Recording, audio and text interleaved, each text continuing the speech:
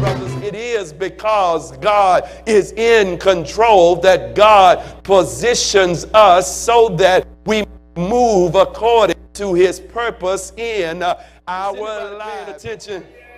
You don't just happen to be at the right place or at the right time. God positions you so that you are in the right place at the right time. You don't get lucky, baby. Not if you're a child of God and you understand that God has his hand on your life. You know that luck has nothing to do with it, but God is moving in your life, and the way he directs you has everything to do with it. I am persuaded of the providence of God in positioning us such that we walk in our purpose. I said it before, but let me say it again. There is nothing more frustrating than to know that God has his hand on your life and yet be stuck in a state of potential. You know, potential can damage us psychologically, because potential says that you have the ability to do better than you're doing. You just haven't reached it yet. And I don't know how it works with you, but there's nothing more frustrating to me than to see where I'm going and yet not be there. So Abraham heard. Please don't miss the fact that the word says very clearly. So then faith comes by hearing, and hearing by the word of God. Somebody remembers that when Jesus was trying to explain himself, he says, I'm the good shepherd. My sheep hear my voice, and I know them, and they follow me. Don't miss it.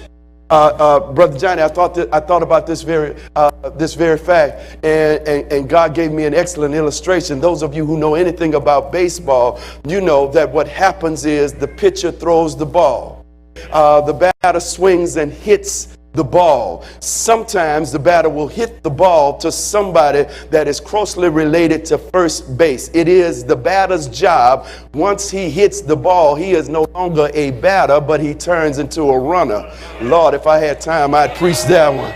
The batter turns into a runner. If he hits the ball to somebody in close proximity, the runner and the ball can reach. It's the job of the fielder to throw the ball to first base. If the ball beats the runner to first base, he is out. If the runner beats the ball to first base, he's what we call safe. Somebody say safe. Here it is, though, every now and then, it is inevitable throughout the course of a baseball game that it will be close, that the ball and the runner will reach the base at approximately the same time. Don't go to sleep. Say he's going somewhere with this.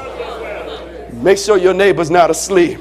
So in those instances where the runner and the ball reach the base at approximately the same time, get this, the umpire who is in authority to declare the fate of the runner, the umpire who is in authority to declare the fate of the runner does not depend upon what he can see, he or she can see. But the umpire, when it's that close, Jackie, the umpire stops trying to see and starts to listen, because the ball hitting the glove and the foot hitting the base makes two different sounds. The umpire doesn't depend upon what I see. The umpire can really close his eyes and listen.